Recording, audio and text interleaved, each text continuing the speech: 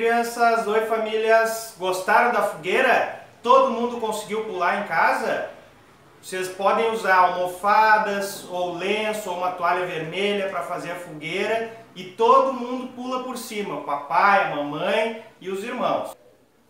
E para aqueles que têm um pátio bem espaçoso e o papai e a mamãe podem fazer uma fogueira de verdade, convidem eles para fazer numa noite estrelada. Mas ó, não vai pular por cima da fogueira de verdade não, que daí queima! Ui!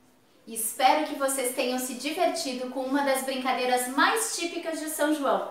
Se vocês puderem, mandem registros pra gente. Pode ser foto, vídeo, o que for possível para vocês, tá bom? Um abraço bem grande, um beijo no coração e até a próxima!